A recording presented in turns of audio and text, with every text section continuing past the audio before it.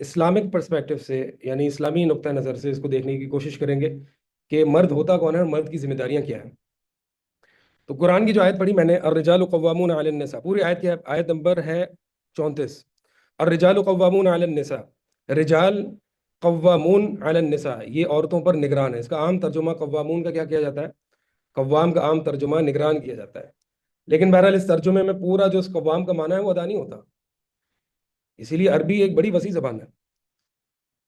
تو اس کا ترجمہ جو بھی آپ کر دیں، پورا وہ جو عربی والا معنی ہے وہ ادا نہیں ہوگا، وہ سمجھانا ہی پڑے گا. الرجال قوامون علی النساء، مرد عورت پر جو ہے وہ نگران ہے. قوام کیا ہوتا ہے؟ یعنی قوام جو ہے یہ مبالغہ کا صیغہ ہے، قام علی الشیء سے، یعنی کسی کام کو سنبھالنا، اس کام پر حاکم بننا، اس کی ذمہ داری لینا، اور یعنی اس کو سنبھالنا، اس کی نگرانی کرنا، یہ تمام معنی جو ہیں وہ اس قوامیت میں آتے ہیں.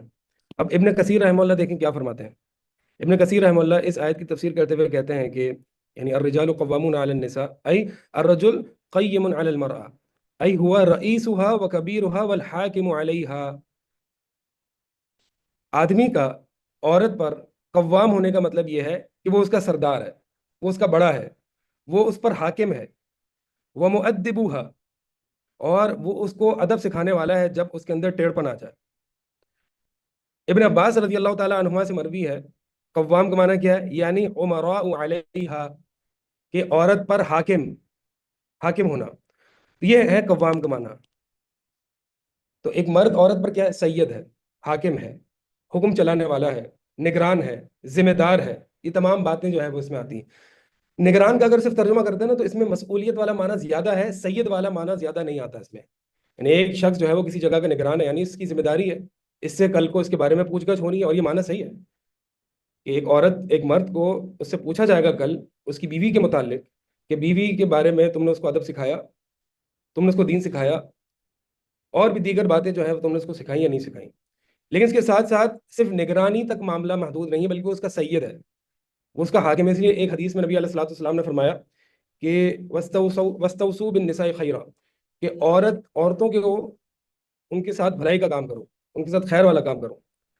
فَإِنَّهُنَّ عَوَانٍ عِنْدَكُمْ، کیونکہ یہ تمہارے ماتحت اسیر ہیں. عوانن کا مطلب ہوتا ہے، یہ آنیہ کی جمع ہے، ٹھیک ہے. آنیہ کہتے ہیں اسیرہ، قیدی، باندی. یعنی نبی علیہ الصلوۃ والسلام نے ایک بیوی کو مرد کا کیا کہا ہے؟ باندی ہے، لونڈی ہے، اور اس کی جو ہے اس کے ماتحت ہے، یعنی ایک تشبیہ دی ہے، ٹھیک ہے. یعنی اس ہسبینڈ کا، شوہر کا حکم اس پر چلے گا، اور اس نے جو ہے بیوی نے مرد کی اطاعت کرنی ہے. یہ سارے معنی جو ہے وہ قوام کے ہیں. تو الرجال قوامون علی النساء، اس لیے ہم یہ دیکھتے ہیں کہ بعض جگہ ایسی قرآن میں اس طرح کے ترجمے کیے جاتے ہیں، خاص طور پہ انگلش میں، کہ men are guardians, men are care takers of women. ان ترجمے میں بھی مجھے نقص معلوم ہوتا ہے، واللہ اعلم.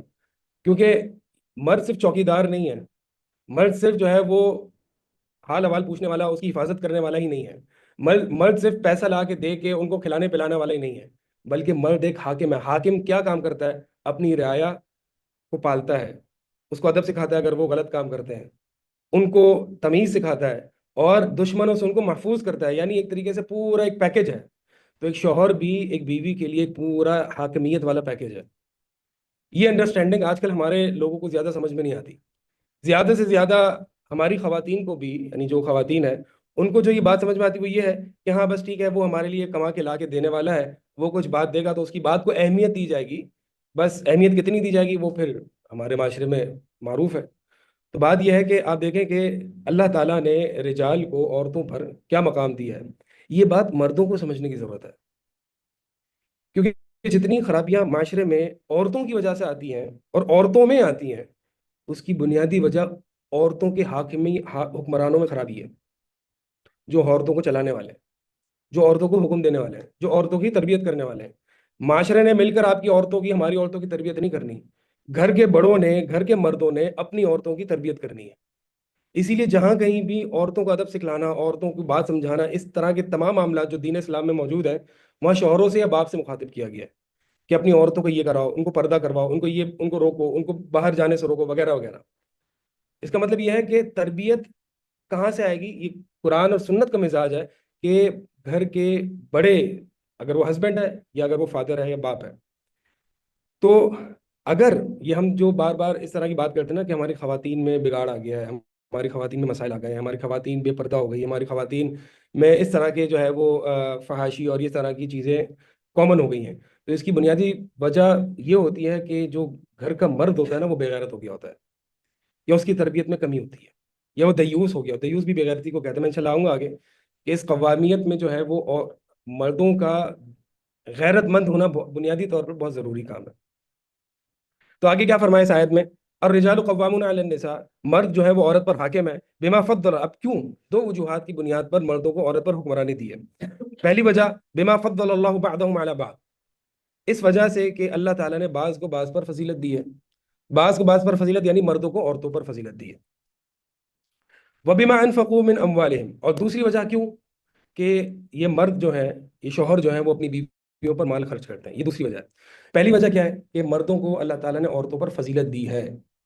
یعنی اگر ایک عورت خود کماتی ہے، انڈیپینڈنٹ بھی ہو جاتی ہے، اور اس کو ہسبینڈ کے پیسوں کی ضرورت نہیں بھی ہوتی، پھر بھی آپ شوہر کی حاکمیت کے تحت ہی رہو گی، کیونکہ پہلی وجہ باقی ہے. اور وہ کیا ہے؟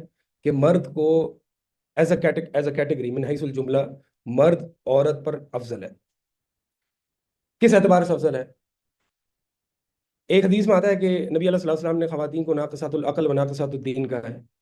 یعنی خواتین کی عقل میں بھی کچھ کمی ہے اور ان کے دین میں بھی کچھ کمی ہے. خواتین کی عقل میں کیا کمی ہے؟ اس کی نبی علیہ الصلوۃ والسلام نے ایک مثال سے بات سمجھایا کہ کیا ایک مرد کی گواہی دو مردوں کے برابر، ایک مرد کی گواہی دو عورتوں کے برابر نہیں ہوتی؟ ایک بھول جاتی ہے تو دوسری اس کو یاد دلاتی ہے. یعنی اور عورت جو ہوتی ہے اس کے جذبات اس کی عقل پر بعض اوقات یا کئی دفعہ غالب آ جاتے ہیں، وہ عقل سے فیصلہ نہیں کر پاتا. جذبات غالب آتے ہیں، نسیان یا بھول چوک غالب آ جاتی ہے. دوسری وجہ جو ہے وہ نقصان دین کے کا کہ ان کے جو مخصوص ایام ہیں اس میں جو نماز نہیں پڑھ سکتی، روزے وغیرہ نہیں رکھ سکتی. تو مرد کا دین بھی اولا اور افضل ہے، اور مرد کا جو عقل ہے وہ بھی عورت کے مقابلے میں پختہ ہے. تو آدمیوں کی کیٹیگری کو جو ہے وہ عورتوں کی کیٹیگری پر فضیلت دی ہے. ٹھیک ہے. تو ایک تو یہ کہ مردوں کو عورتوں پر حاکم اس لیے بنایا کیونکہ مرد افضل ہے عورت سے. دوسرا یہ کہ مرد اپنی عورتوں پر خرچ کرتے ہیں. اس سے یہ پتہ چلتا ہے کہ عورتوں کو کسی صورت کمانے کی، ان کو گھر سے باہر نکالنے کے لیے، وہاں بھیجنے کے لیے کوئی ضرورت نہیں ہے. اگر ایک گھر میں شوہر کماتا ہے اور وہ خود کما کے لا رہا ہے اور اس کے گھر کے خرچے بھی پورے ہو رہے ہیں، تو پھر عورت کو کیا پڑی ہے کہ وہ کمائے؟ وہ عورت کیا مجھے بتائیں شوہر کی اجازت کے بغیر وہ کما سکتی ہے؟ کمانے کے لیے باہر جا سکتی ہے؟ نہیں جا سکتی. اچھا آج کیا ٹرینڈ ہے جی کہ چلے ٹھیک ہے گھر سے باہر تو نہیں نکل رہی کیونکہ شوہر منع کر رہا ہے تو آن لائن کام کر لیتی ہوں. مجھے تو یہ سمجھ میں نہیں آتا آج خواتین کے پاس ٹائم کیسے، اتنا ٹائم کیسے ہوتا ہے کہ وہ گھر میں آن لائن بزنس کر رہی ہے، اور پھر آن لائن بزنس کر رہی ہے اس میں بھی کتنے مردوں سے اس کا رابطہ رہنا، کتنے مردوں کے ساتھ ان کا کانٹیکٹ رہے گا. تو ایک مرد کے لیے جو گھر میں موجود ہے، وہ کما کے لا رہا ہے، اس کی غیرت برداشت کیسے کرتی ہے کہ وہ عورت کو اس بات کی اجازت دے؟ ٹھیک ہے. یہ آپ کی قوامیت میں خلل پیدا کرے گا. اگر ایک عورت، اگر ایک شخص، ایک مرد ہے، اس نے اپنی بیوی کو اجازت دی ہوئی ہے باہر جا کے کمانے کی جس کی ضرورت نہیں ہے. ابھی میں اس ضرورت کی بات نہیں کر رہا، ایک گھر ہے جہاں پر ضرورت ہو سکتی ہے، وہ الگ معاملہ ہے، وہ ایکسیپشنز ہے، اس کے بارے میں ہم بات نہیں کرتے. لیکن بات یہ ہو رہی ہے کہ ایک مرد جو کہ کما کے لا رہا ہے، خرچے بھی گھر کے پورے ہو رہے ہیں، اور پھر بھی مرد ڈھیلا سا ہے، ڈھیلا شوہر. ہاں ٹھیک ہے بیوی کمانا چاہ رہی ہے، کچھ نہ کچھ آن لائن بزنس کر لیتی ہے، کرنے دو. بھائی کیوں کرنا ہے؟ وجہ کیا ہے؟ اب اس آن لائن بزنس میں کہیں نہ کہیں تو اس کو غیر نامحرم مردوں سے انٹریکٹ تو کرنا پڑے گا. آواز کے ساتھ ہی، میسیجز کے ساتھ ہی اس کا نمبر کئی مردوں میں روٹیٹ ہوگا. مردوں کی غیرت ایسی نہیں ہوتی. تو بات یہ ہے کہ ایک مرد اگر اپنی عورت کو اس طرح سے چھوٹ دے گا تو جب عورت کے ذہن میں یہ آئے گا کہ میں اب کچھ نہ کچھ انڈیپینڈنٹ ہو گئی، یہ کمایا ہوا میرا ہے. اب جو اللہ تعالیٰ نے دوسرا سبب بتایا تھا نا کہ اس وجہ سے مردوں کو حاکم بنایا کیونکہ وہ ان پر خرچ کرتے ہیں. اب جب وہ عورت پر خرچ نہیں کرے گا، عورت اپنے آپ پر خود کمایا ہوا خرچ کرے گی، تو ہوگا کیا؟ وہ مرد پر غالب آنے کی کوشش کرے گی، وہ مرد پر حاکم بننے کی کوشش کرے گی. اور مرد جب یہ دیکھے گا کہ یار میں اس پر اتنا خرچ نہیں کر رہا، میرا یہ احسان اس پر نہیں ہے، تو وہ اپنی حاکمیت کم کرنے کی کوشش کرے گا. اور جس گھر میں مرد اپنی حاکمیت کم کرنے کی کوشش کرتا ہے یا کم کر دیتا ہے یا ڈھیلا پڑ جاتا ہے دوسرے الفاظ میں، تو پھر وہ گھر نہیں رہتا، پھر اس میں بڑے مسائل آتے ہیں.